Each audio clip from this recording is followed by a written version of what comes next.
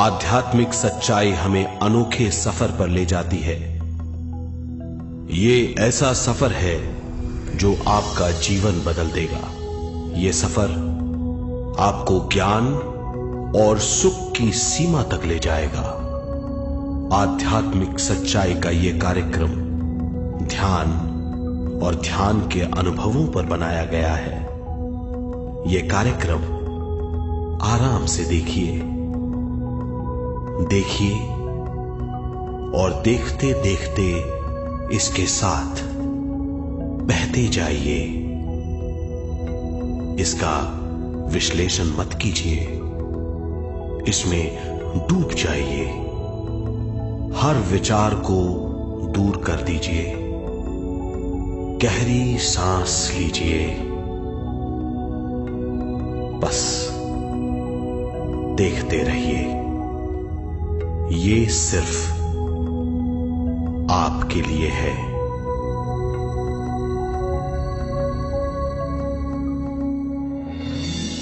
इस पूरी सृष्टि के हम एक बहुत छोटे से कण हैं। हम सबकी एक ही खोज है, अच्छा स्वास्थ्य, शांति, ज्ञान, सौभाग्य, शक्ति। मतलब हर समय हर हाल में सुख और शांति की कामना। ये पाने के लिए हर इंसान कड़ी मेहनत करता है, मगर क्या हम इसे पा सकते हैं? जी हां, ये हासिल की जा सकती है। ये सब तभी मुमकिन है जब हम आत्मज्ञान और विश्व शक्ति को समझ लें।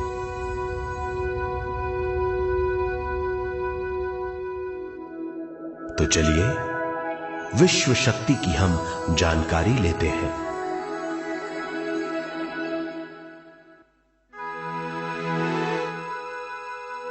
विश्व शक्ति पूरे विश्व में मौजूद है। इस शक्ति से पूरा तारापुंज, ग्रह, मनुष्य, परमाणु बंधे हुए हैं। ये हर जगह मौजूद है।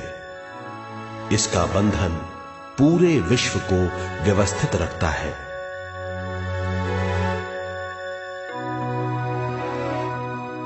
विश्व शक्ति जीवन शक्ति है, दिव्य शक्ति है। विश्व शक्ति हमारे जिंदगी के संतुलन और चेतना के लिए जरूरी है। विश्व शक्ति हमारी हर क्रिया और काम की नींव है।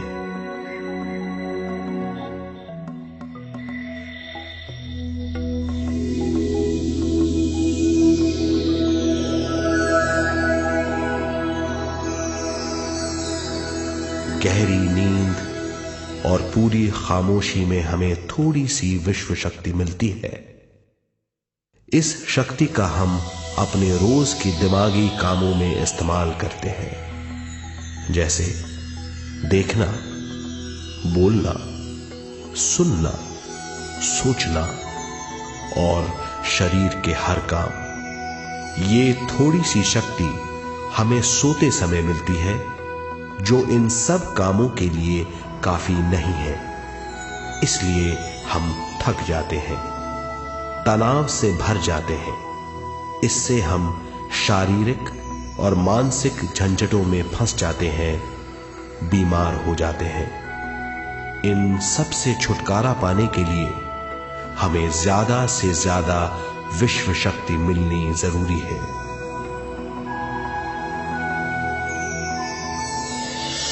विश्व शक्ति जरूरी है हमारे शरीर का संतुलन बनाए रखने के लिए, सुखी और स्वस्थ जीवन के लिए, हर काम और मौके से जूझने के लिए, ज्ञान हासिल करने के लिए और अंत में अपनी चेतना बढ़ाने के लिए।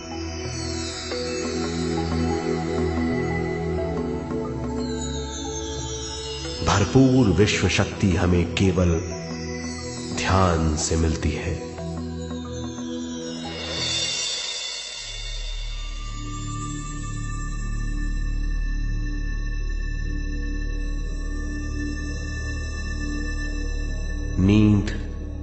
अचेत ध्यान है।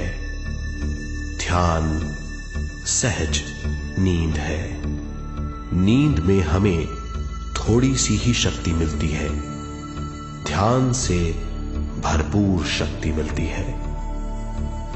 ये शक्ति हमारे शरीर की, दिमाग की और बुद्धि की शक्ति बढ़ाती है, छठी इंद्री उजागर करती है और भी बहुत कुछ।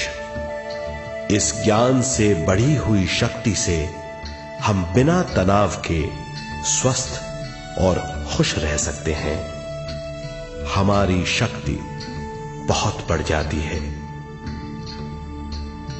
ध्यान हमारी चेतना स्वयं की ओर आने के सिवा कुछ नहीं है। ध्यान से हम जानबूझकर अपने शरीर से दिमाग तक जाते हैं, दिमाग से ज्ञान और ज्ञान से स्वयं की ओर और उससे भी आगे पहुंच जाते हैं। ध्यान करने के लिए हमें अपनी शरीर की सारी हरकतों को बंद करना पड़ता है, जैसे शरीर का हिलना, देखना, बोलना और सोचना।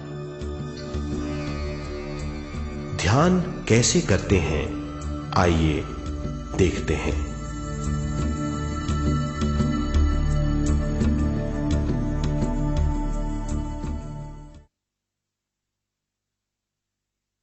ध्यान के लिए पहला काम है स्थिति। आप किसी भी तरह बैठ सकते हैं। बैठना आरामदेह और निश्चल होना चाहिए। हम जमीन और कुर्सी पर बैठकर ध्यान कर सकते हैं। ध्यान हम किसी भी जगह कर सकते हैं जहां हम सुखदायी हों। आराम से बैठिए, पैरों को मोड़िए, उंगलियों को फंसाइए, आंखें बंद कर लीजिए। अंदर और बाहर की आवाजों पर रोक लगाइए। किसी भी मंत्र का उच्चारण नहीं कीजिए। पूरे शरीर को ढीला छोड़ दीजिए। ढीला, बिल्कुल ढीला।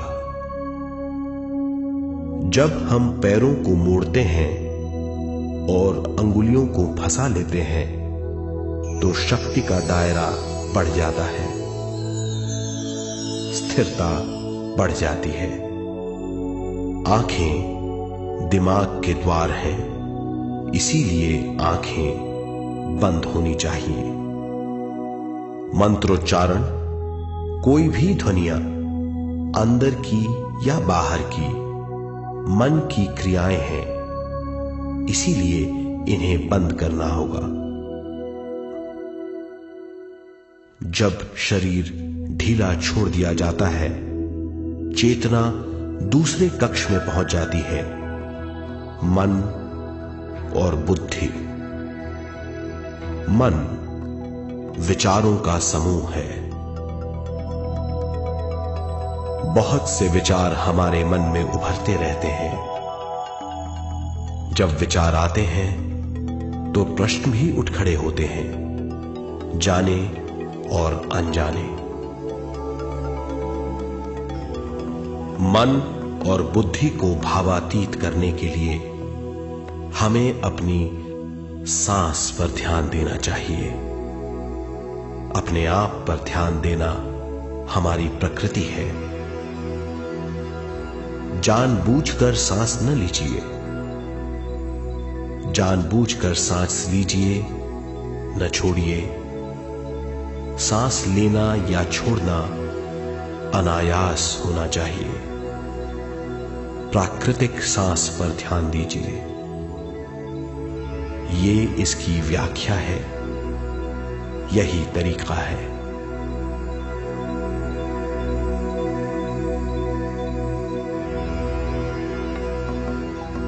विचारों का पीछा मत कीजिए। विचार, सवाल, उनसे चिपक मत जाइए। विचारों को हटा दीजिए। सांस पर पुनः ध्यान दीजिए। प्राकृतिक सांसों पर ध्यान दीजिए। सांसों में खो जाइए। इसके बाद सांसों की गहराई कम होती जाएगी। धीरे धीरे सांस हल्की और छोटी होती जाएगी।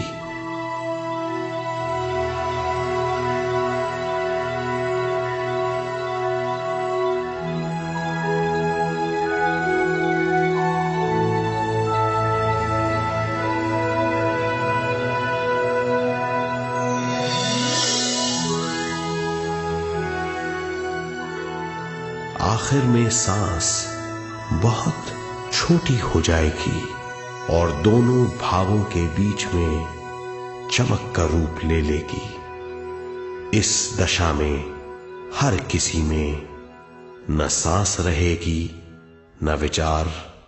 वो विचारों से परे हो जाएगा। ये दशा कहलाती है निर्मल स्थिति या बिना विचारों की दशा।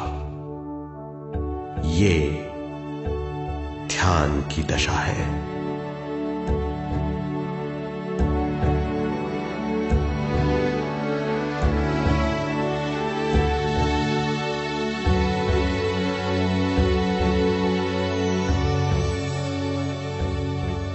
ये वो अवस्था है जब हम पर विश्व शक्ति की बौछार होने लगती है। हम जितना ज्यादा ध्यान करेंगे उतनी ही ज्यादा विश्व शक्ति हमें प्राप्त होगी।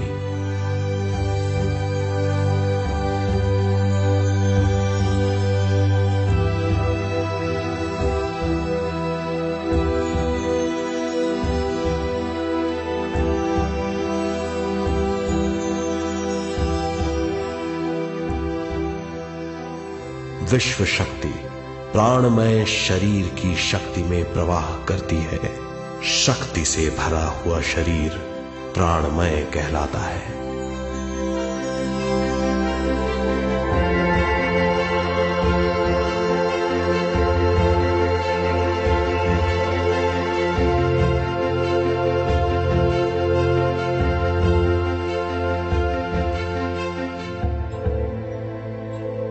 प्राणमय शरीर में 72,000 से ज्यादा रंग रहित नाड़ियां या शक्ति की नलियां होती हैं जो पूरे शरीर में फैली हुई हैं।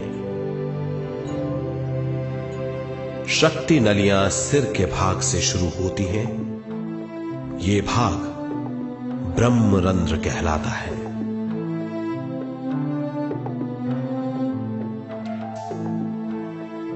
ये नलियां सारे शरीर में पेड़ की जड़ों और डालियों की तरह फैली हुई हैं।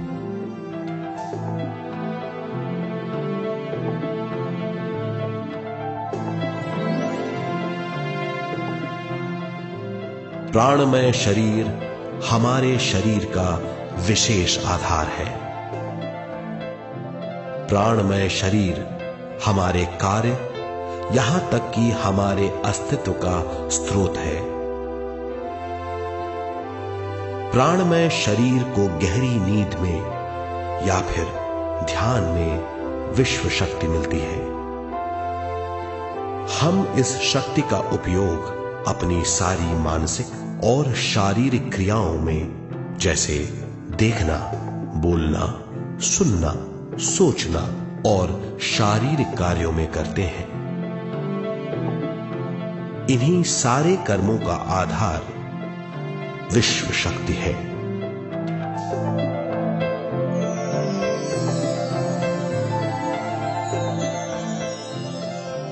विश्व शक्ति का बहाव केवल हमारे विचारों पर आधारित है। जब हम सोचने लगते हैं तो विश्व शक्ति का बहाव रुक जाता है। मतलब यह है, हमारा सोचना विश्व शक्ति का बांध है।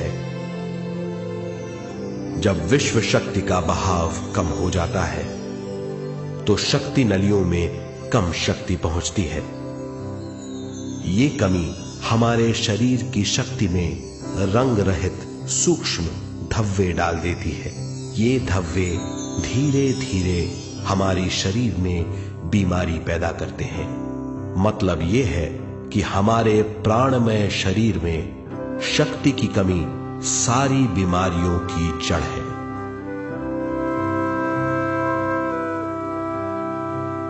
ध्यान से हमें बहुत बड़ी मात्रा में विश्व शक्ति मिलती है। ये हमारी शक्ति नलियों के जरिए सारे शरीर में पहुंचती है। जब विश्व शक्ति बहुत बड़ी मात्रा में शक्ति नलियों में बहने लगती है तो रंग रहित सूक्ष्म धब्बे मिट जाते हैं, और जब ये धब्बे साफ हो जाते हैं तो हम सारी बीमारियों से मुक्त हो जाते हैं।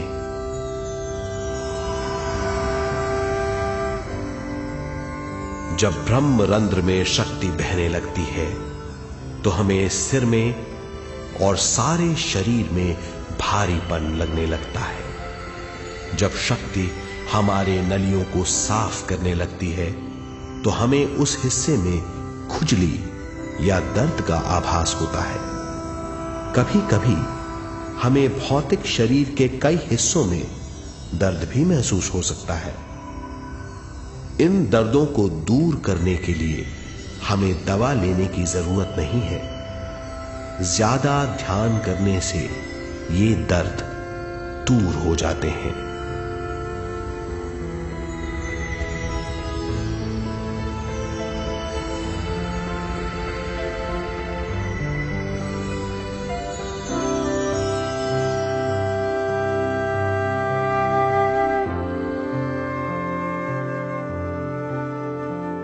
ध्यान के द्वारा ज्यादा विश्व संजोने से हम सारी मानसिक और शारीरिक बीमारियों से छुटकारा पा सकते हैं।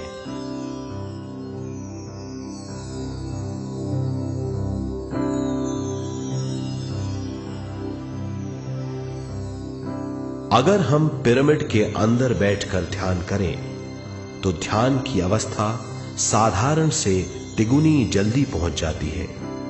अब हम ये मालूम करेंगे कि पिरामिड और पिरामिड की शक्ति क्या है।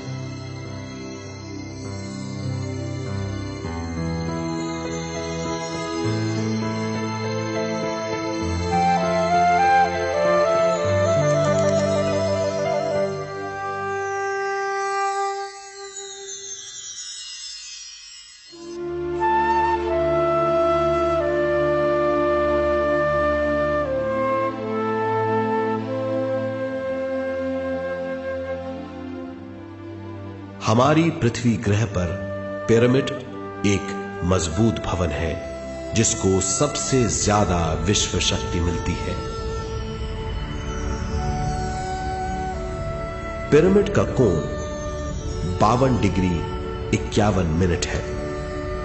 इस कोण की बदौलत इसे सबसे ज्यादा विश्व शक्ति मिलती है।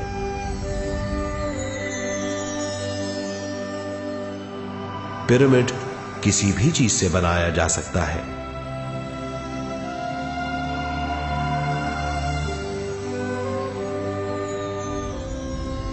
पिरामिड को सही दिशाओं में रखना आवश्यक है। उत्तर, दक्षिण, पूरब और पश्चिम।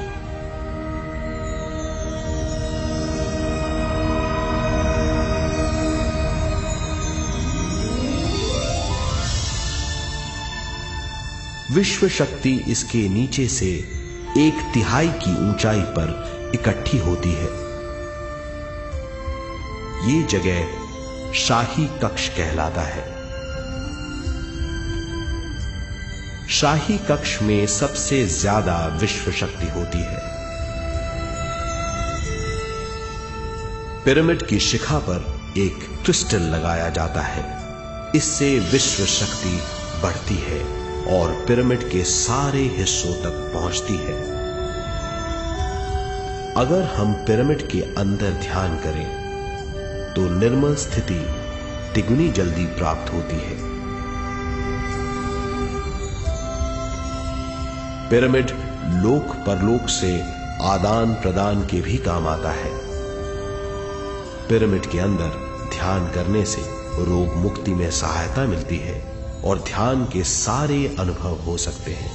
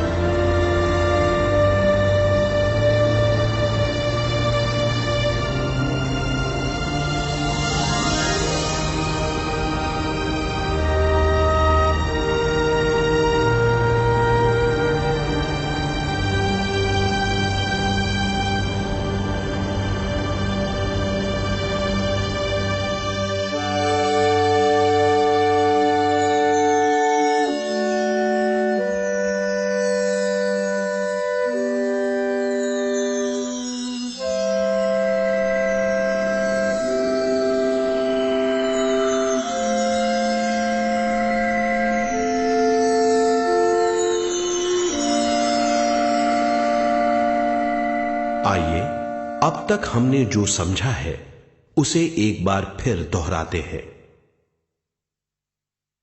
ध्यान स्वयं की ओर आने की यात्रा है। इसके लिए हमें शरीर को उत्कृष्ट बनाना पड़ता है।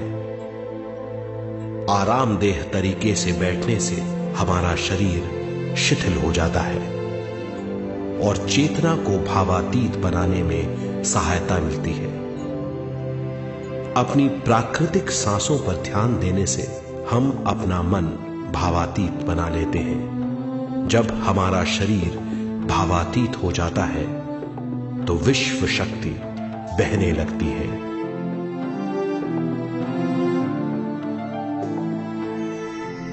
विश्व शक्ति से शरीर की सारी बीमारियां दूर हो जाती हैं और हम बिना दवाओं के स्वस्थ हो जाते हैं। ज्यादा से ज्यादा ध्यान करने से विश्व शक्ति सारे तनाव दूर कर देती है। जैसे जैसे हम ध्यान करते जाएंगे हमारा मन शांत और विशाल होता चला जाएगा। इससे हमारी स्मरण शक्ति भी बढ़ेगी। ज्यादा से ज्यादा ध्यान करने से हमारी समझ बूझ की शक्ति भी बढ़ेगी और इससे हमारे दूसरों से संबंध बढ़ेंगे। ध्यान से सुखी गृहस्थ जीवन प्राप्त होगा, मन की शांति मिलेगी। ध्यान आपको स्वस्थ और परम आनंदित बनाता है। ध्यान से हमें अपने सवालों के जवाब मिलते हैं। ये और इससे ज्यादा पाने के लिए हर दिन ध्यान करना चाहिए। ध्यान किसी भी जगह किया जा सकता है। ध्यान किसी भी समय किया जा सकता है, सफर में भी। एक बार में अपनी उम्र के बराबर समय तक ध्यान करना चाहिए। मिसाल के तौर पर 30 साल के उम्र के व्यक्ति को एक समय में कम से कम 30 मिनटों तक ध्यान करना चाहिए। ध्यान करने के लिए आपको परिवार से दूर रहने की जरूरत नहीं है। हर किसी को ध्यान करना चाहिए। बच्चे सबसे अच्छा ध्यान करते हैं। ये 5 साल की उम्र से ध्यान शुरू कर सकते हैं।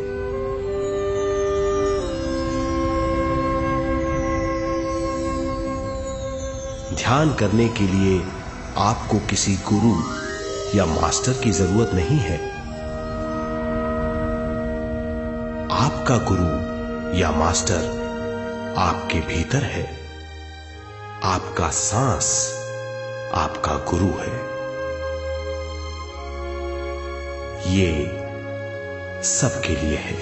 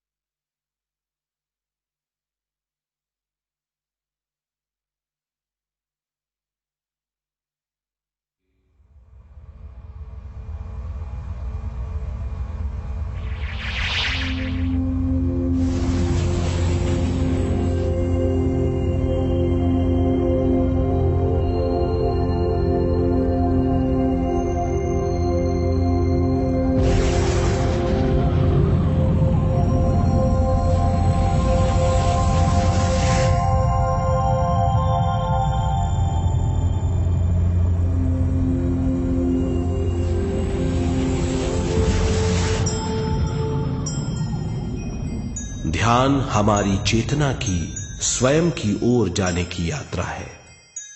स्वयं तक पहुंचने के लिए हमें मन और शरीर को उत्कृष्ट बनाना पड़ता है। जब हम स्वयं पहुंच जाते हैं तब हमें भरपूर विश्व शक्ति मिलती है। ज्यादा विश्व शक्ति हमें ज्ञान के क्षेत्र में ले जाती है। ज्ञान या बोध क्या है, इस पर विचार करते हैं।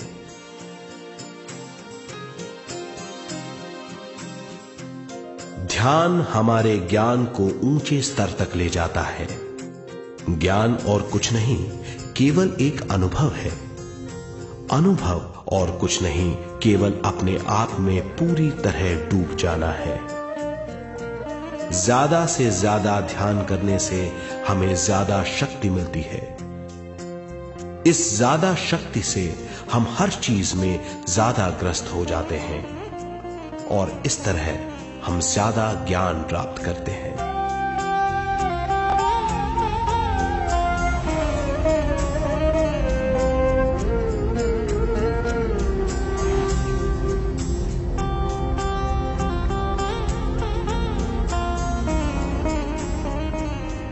ज्ञान के द्वारा हमारी समझबूझ और बुद्धिमत्ता में वृद्धि होती है। इस समझबूझ से हम समझ जाते हैं हम केवल शरीर और मन ही नहीं है। हम समझ जाते हैं कि हम एक अद्भुत जीव हैं। और ज्यादा समझ के द्वारा अपनी समस्याओं से छुटकारा पा सकते हैं। ज्यादा शक्ति और ज्यादा ज्ञान हमारी चेतना का विस्तार करता है। चेतना का विस्तार ही आत्मा का ध्येय है। ज्यादा ज्ञान हमें विशिष्ट इंद्रियों द्वारा मिलता है, जैसे दिव्य चक्षु और सूक्ष्म शरीर।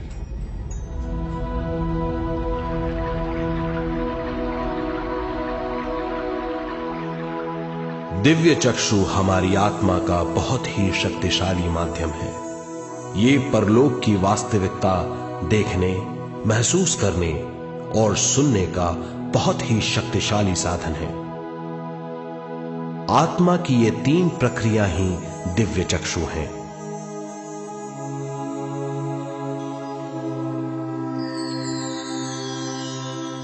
ज्यादा से ज्यादा ध्यान करने से ज्यादा शक्ति बहने लगती है।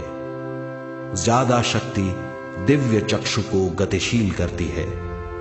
ध्यान करने के लिए यह अनोखा अनुभव है।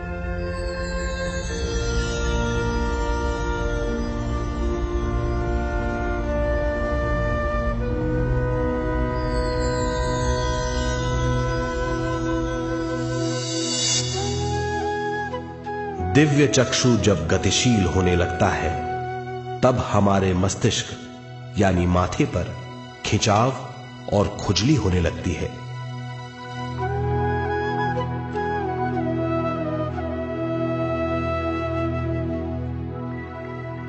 हमें विभिन्न रंगों की झलकियां अपने चारों ओर घूमती हुई दिखाई देती हैं।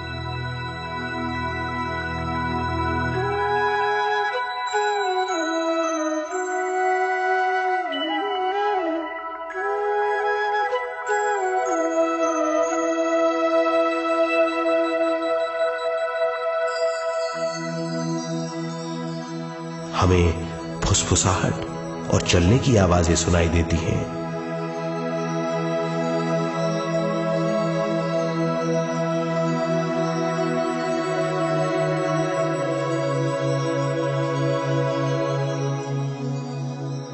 हमें लगता है कि जैसे हम घुप अंधेरी सुरंग में यात्रा कर रहे हैं।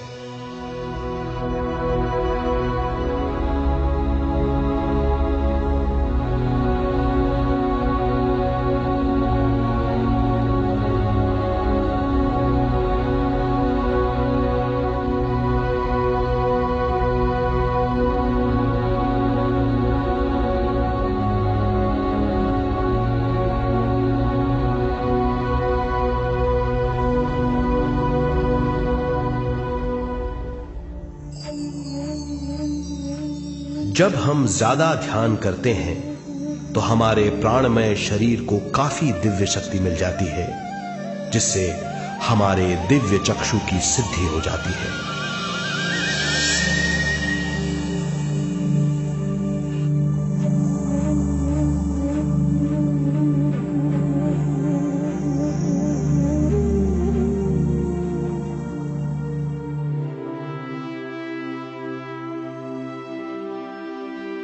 हमें ये स्तर और दूसरे स्तर साफ दिखाई देने लगते हैं। दिव्य चक्षु की संपूर्णता से हमें बहुत सी चीजें आंखों से ज्यादा साफ दिखाई देने लगती है।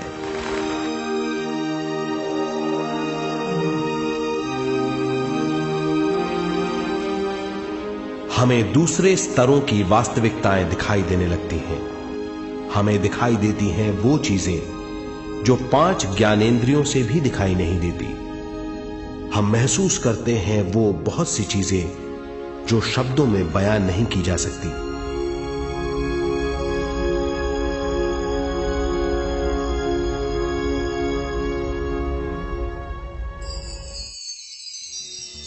हमें सुनाई देती हैं पार्श्व ध्वनियां, दूसरे स्तर के वाद्यों की आवाजें।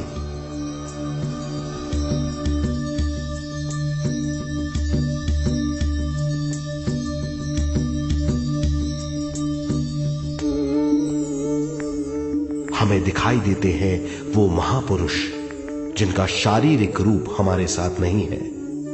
हमें दिखाई देते हैं वो महापुरुष जिनका शारीरिक रूप हमारी कल्पना में है।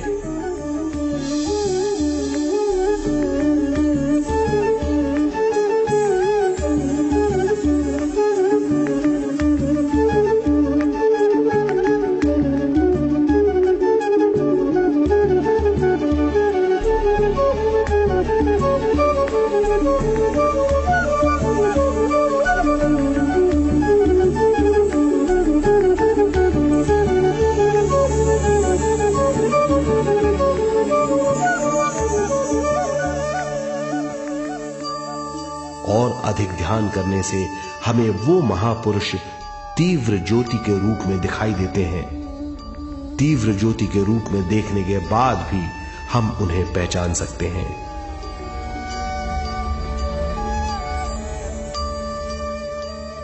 हम महापुरुषों का संदेश सुन सकते हैं।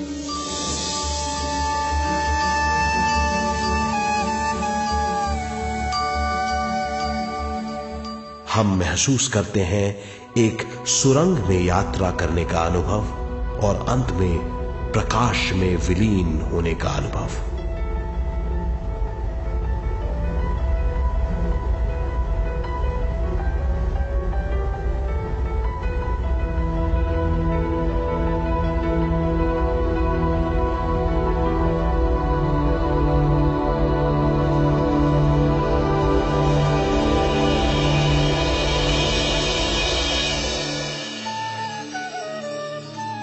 हम जानते हैं कि दिव्य चक्षु के अनुभवों के द्वारा हम अपनी सारी समस्याओं का समाधान महापुरुषों द्वारा भेजे गए संदेशों से कर सकते हैं या दूसरे लोगों की वास्तविकताओं द्वारा एक अनुभव के रूप में।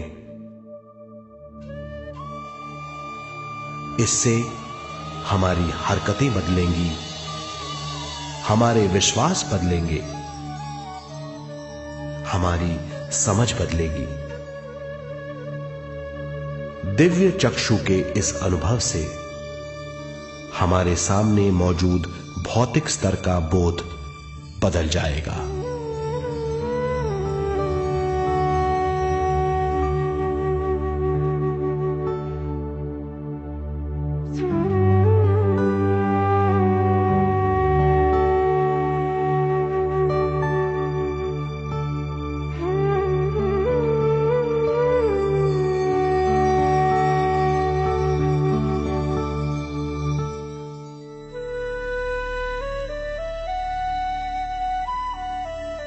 आइए अब हम स्वयं यानी शरीर के दूसरे साधनों की जानकारी लेते हैं।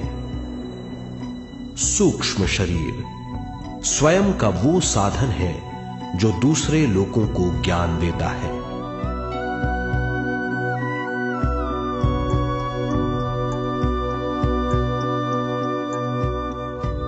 सूक्ष्म शरीर हमारी चेतना का दूसरा रूप है। हमारे भौतिक शरीर जैसा साधारण स्थिति में चेतना हमारे पूरे शरीर में मौजूद रहती है।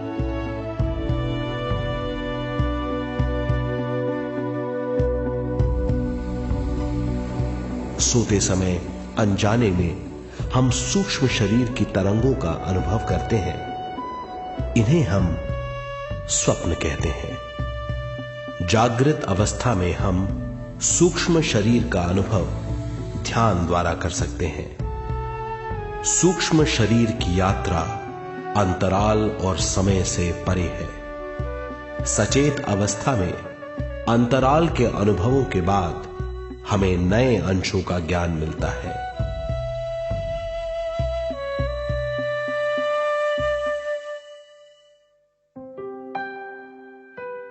ध्यान में भरपूर विश्व शक्ति मिलने के बाद चेतना जो हमारे पूरे शरीर में फैली हुई है, एक बिंदु की ओर जाने लगती है।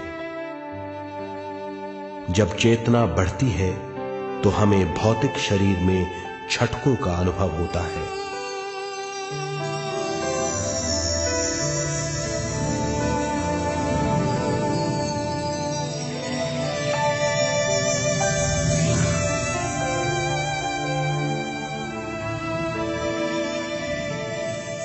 ऐसा लगता है जैसा हमारा शरीर तैर रहा हो।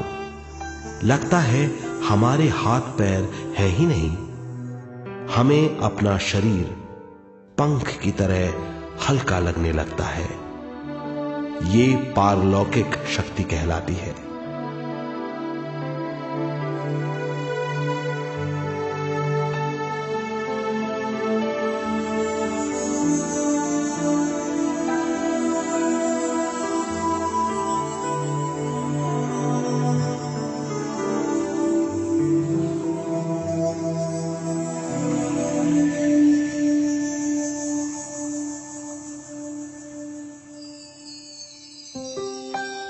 अधिक से अधिक ध्यान करने से हमें अधिक से अधिक विश्व शक्ति मिलती है। हमारी चेतना सूक्ष्म शरीर का रूप धारण करके बहुत तेजी से घूमने लगती है, जिससे हरकतें बढ़ने लगती हैं। इन हरकतों के बाद हमारा सूक्ष्म शरीर भौतिक शरीर से बाहर आने लगता है। ये दोनों शरीर चांदी जैसे डोर से जुड़े रहते हैं।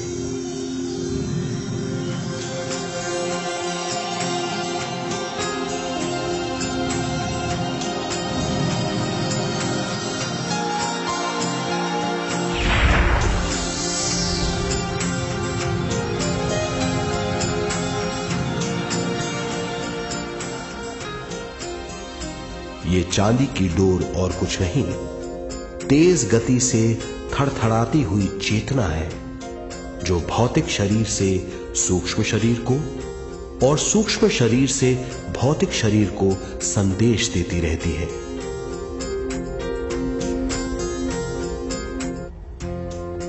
और इस तरह हम अंतराल का सफर तय करते हैं।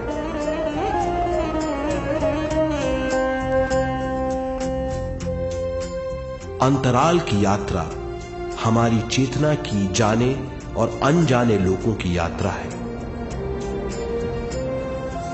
अंतराल की यात्रा द्वारा हमें स्वयं के बारे में उच्चतम ज्ञान और बूझ मिलती है।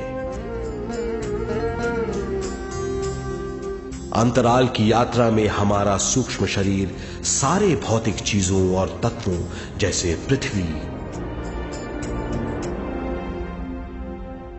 पानी, अग्नि,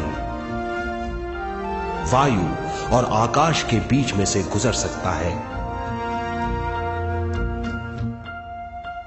सूक्ष्म शरीर सारे लोगों के बीच से निर्भीक गुजर सकता है।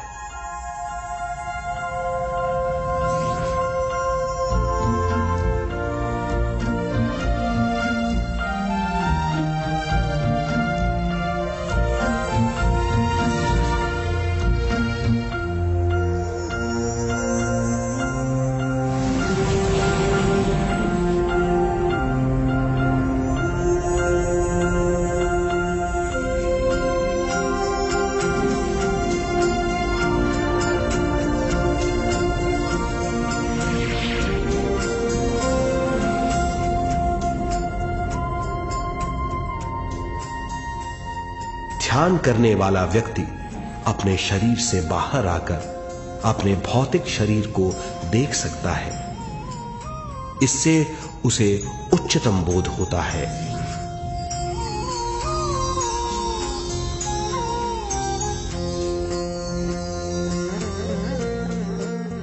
वो समझ पाता है कि वो शरीर मात्र नहीं बल्कि शरीर में रहता है। ये एक गहन बोध है। हर किसी को अंतराल की यात्रा का अनुभव करना चाहिए। अधिक से अधिक यात्रा करने से हमारी सीमाएं खत्म हो जाएंगी। हम जान जाएंगे कि हम असीम हैं। केवल इसी अनुभव के द्वारा हम जान जाएंगे कि हम ही चेतना है। हम जान जाएंगे कि हम असीम हैं। हम जीवन का नया विस्तार जान जाएंगे।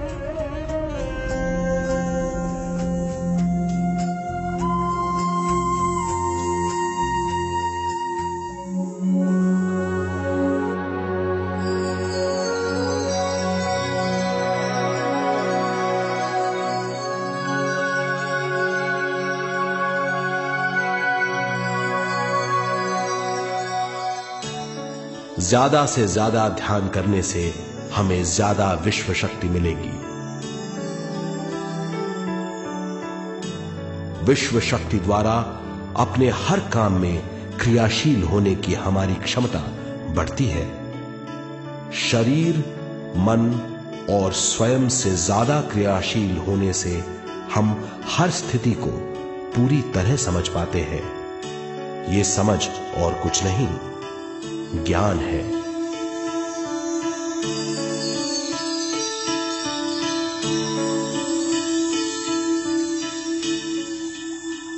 साधारण मनुष्य को केवल अनुभव मिलता है, क्योंकि उस अवस्था में वो ज्ञान के बारे में नहीं सोचता, क्योंकि उस अवस्था का अनुभव वो केवल भौतिक समझ से करता है। ज्ञान योग उस अवस्था को पूरी तरह समझ लेता है, क्योंकि वो जानता है कि वो केवल शरीर नहीं, सिर्फ शरीर में रहता है। वो जानता है कि अवस्थाएं उसके विकास के लिए हैं। ध्यान के अनुभवों के बाद और व्यवहारिक जीवन में उनका प्रयोग करने से हमें अपार समझ का आभास होगा।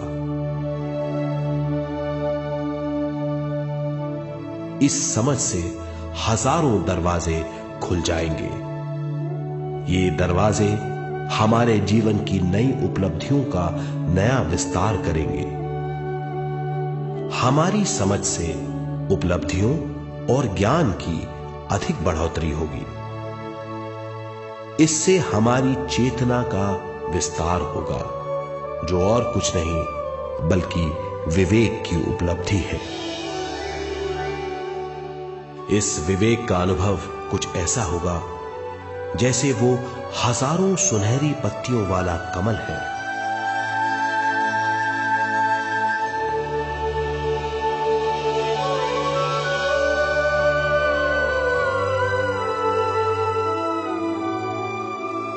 हर एक पत्ती समझ की एक नई मात्रा होगी।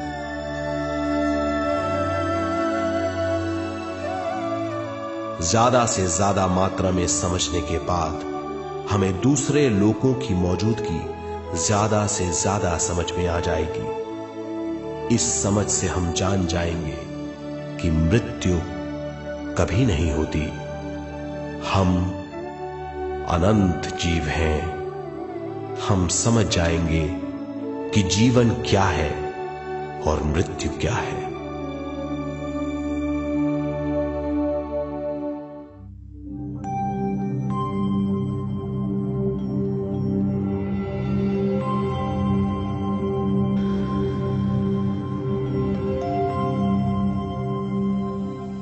हम इस धरती पर विश्व चेतना की एक कण के रूप में आते हैं।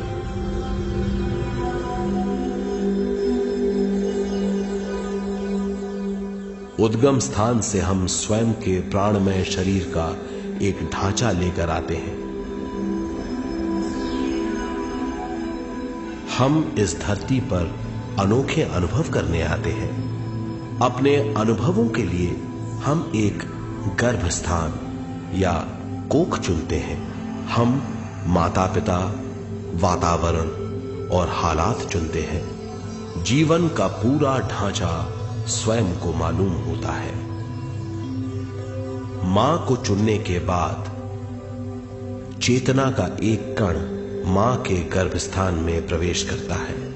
चेतना का मां के गर्भस्थान में प्रवेश होने के बाद गर्भस्थ शिशु में प्राण आते हैं।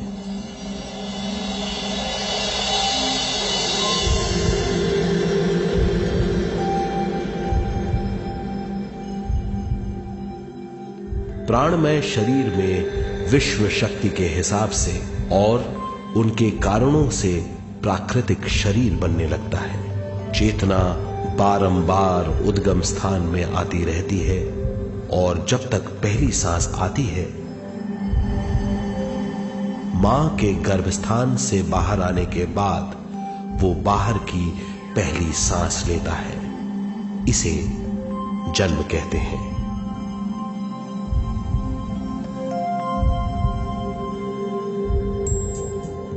पहले दिन से 7 वर्ष तक हमें उद्गम स्थान का आभास रहता है। 7 वर्ष की उम्र से दिमाग अपना आकार लेना शुरू करता है। 14 वर्ष में ये क्रिया पूरी हो जाती है।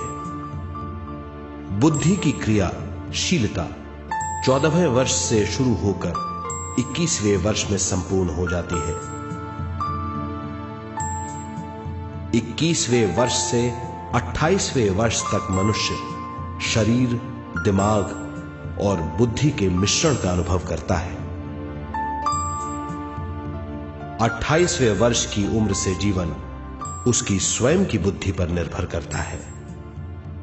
अगर मनुष्य स्वयं से आगाह नहीं होता तो उसकी चेतना शरीर और दिमाग के बीच में अटकी रहती है और यहीं से सारे दुख शुरू हो जाते हैं। वो हालात समझ नहीं पाता, इससे हर बात सोचनीय हो जाती है। वो अपने आप को गुप्त कठोरता के आंचल में छुपा लेता है। कठोरता विश्व शक्ति के बहाव को रोक देती है, जिसके कारण वो शारीरिक बीमारियों के दबाव और तनाव में फंस जाता है। वो अपना जीवन बिना सावधानी के बिताता है। वो अपने जीवन का उद्देश्य नहीं समझ पाता। वो बचपन से जवानी, जवानी से बुढ़ापे तक जीवन बिताकर पृथ्वी से सिधार जाता है। वो अपने जीवन का उद्देश्य पूरा नहीं कर पाता।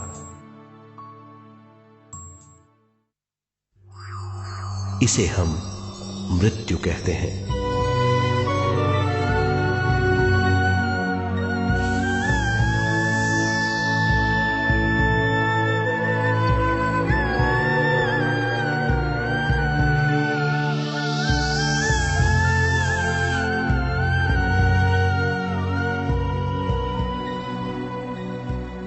मृत्यु के बाद भी उसके दिमाग का कठोर स्तर, गलत बूझ चेतना को उद्गम स्थान नहीं पहुंचने देती।